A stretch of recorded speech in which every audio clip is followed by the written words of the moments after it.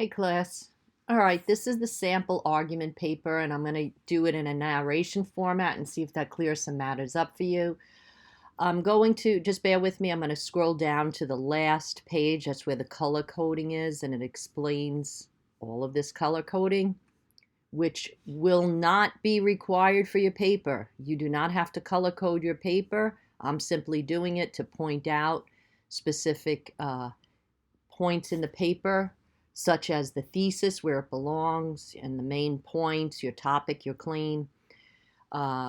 It's going to be in red, and it's going to be in the last sentence or two maximum at the bottom of your introduction. Your green print is your transitional sentences. They integrate the previous paragraph into the next continuing one, so it's seamless. It's not abrupt. The blue wording, or characters, or sections, whatever you want to call them. That's your topic sentence, your claim. Your yellow highlighted will be the sources that support your claim. That's the research you're going to conduct. And then the gray is your synthesis. The purple print is your rebuttal. My rebuttal does not have a source. However, yours will have a source. And it will follow the same format: transitional sentence, topic sentence, the source, you'll reveal the source in the critical analysis. And then this is just a recap again of first paragraph, what it should consist of, the conclusion, what it should consist of. I use a psychological instrument for my image, which you'll see where it's placed. You're going to use any type of quantitative data, so it could be polling, as in one of our articles, we dealt with polls, charts, graphs, pie charts, any kind of numerical data in an image format. I want you to get used to placing that into a paper, and also you'll be explaining it to support your claim. Okay? So I'm going to scroll to the top. You're going to be, actually it might already be posted, the template for the paper, so you have guidelines, so you don't have to figure out how to get the running head up there, which is here. You just click on it, and you can type your heading in there, and this running head continues throughout the paper, and it will do an automatic page count. I'll show you here. It doesn't say running head any longer, this is exactly what's supposed to happen, and you see it's page 2. So you will enter the information here, your title, your name, Mercy College. This is an author's note. You don't need to use it. You can totally delete it, but I just showed you an example how you can present it. Some people put their professor's name, or if they were funded, there's reasons for that. I think I removed the abstract, but if I didn't, you could take it out. There's no table of contents or abstract required for this paper. So we're going to go right into the introduction. And if you read this paper, I'm not looking for you to examine the content of this paper. This was kind of a whimsical paper I just threw together to show you formatting. So I don't want you to take the paper seriously. I want you to look at the formatting itself. Okay? So in the introduction, it's just giving a summary of what you're going to expect to read in the paper, which is what we've been practicing all along on a smaller scale, the 3-paragraph essays, right? The introduction pretty much tells the reader what they're going to expect to read. Your thesis, as you see here in red, if you recall, will be the last sentence or two at the end of your introduction. Here I underline the 3 main points I'll be covering to support my claim that progressive rock musicians are highly intellectual. So these are my 3 main sources. However, before I even go into that, what I do here, I still do another kind of introduction. And what I'm doing is introducing some technical language.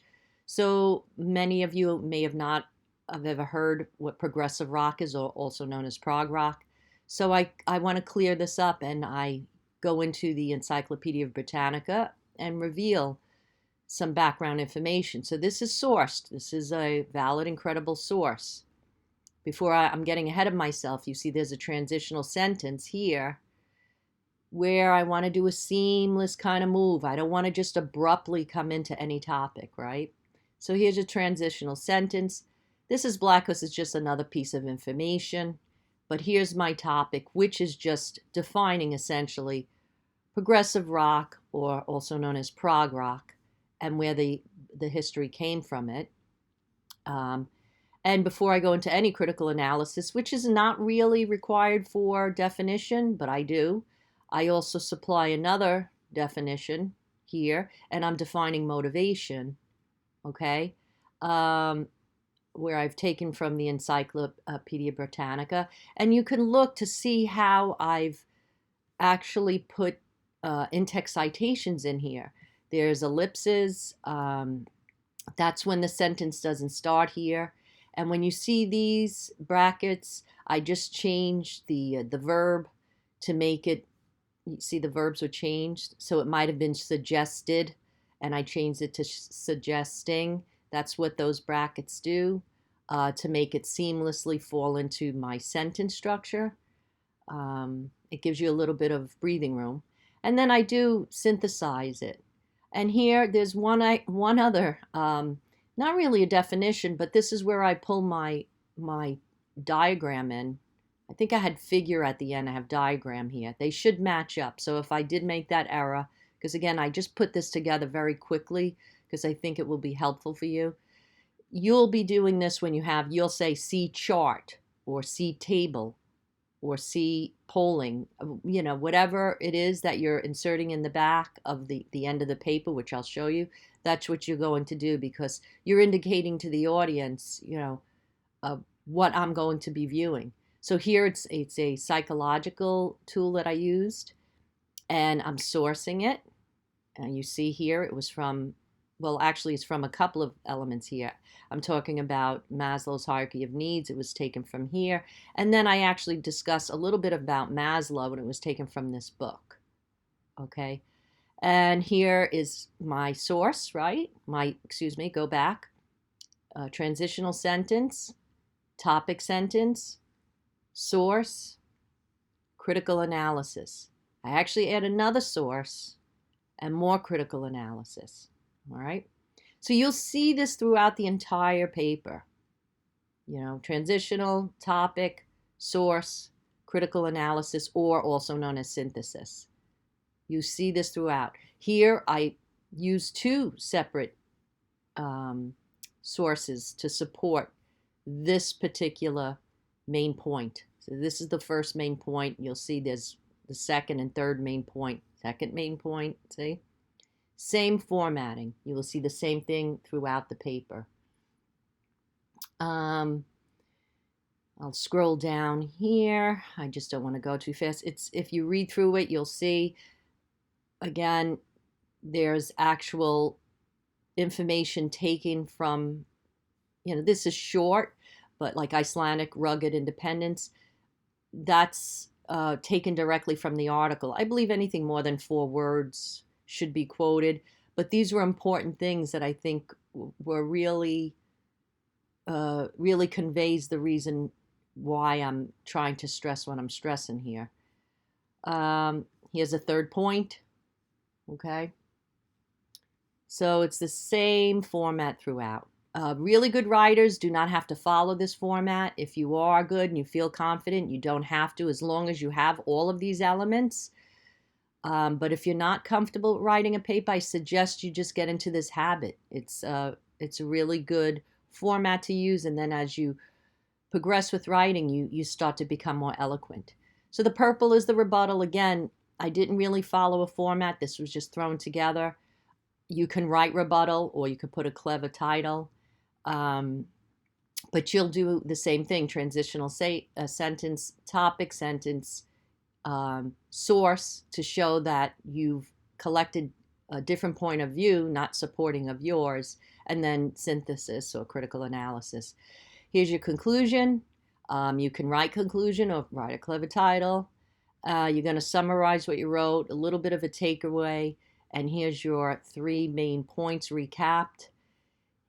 The paper will have no pronouns. It's objective, it's academic. I will, however, allow one pronoun if you want to say your takeaway during this study. So you could say during the research I discovered, or that I'll allow if entertained at all, because it's going to reveal your takeaway. They do allow that at the end of scientific papers, and I will give you that ability, but you don't have to. So let's keep all pronouns out of the paper at all costs, except at the end. Here's your references, an example. Um, Again, the requirements, what you're required. I don't have as much. I might even have missing ones. The point is the format of the paper. I want you to just take a look and become familiar with it. And you'll see how the definitions are. Here you could see, when it's a book, it's italicized. This is a song, it's italicized. This is actually from a journal. It's italicized. The journal's italicized. The instrumental tool isn't, the title of it.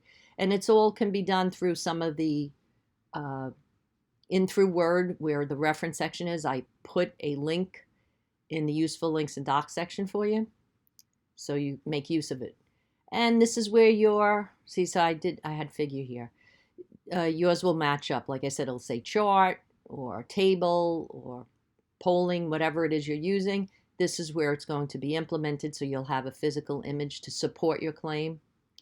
And this is just the color coding again. Just want to reiterate, your paper will not be in color coding. This is just for you to clearly see how everything's ironed out. I don't want you to really get into the content of this paper. Like I said, it was just a whimsical way to show you proper formatting. Your paper will be much more serious than mine, but you can skim over and see how the quotes are implemented in text citation, matters such as that. But I hope you found this narrative useful and it helped you comprehend a little bit more. And if you need further assistance, of course, reach out to me.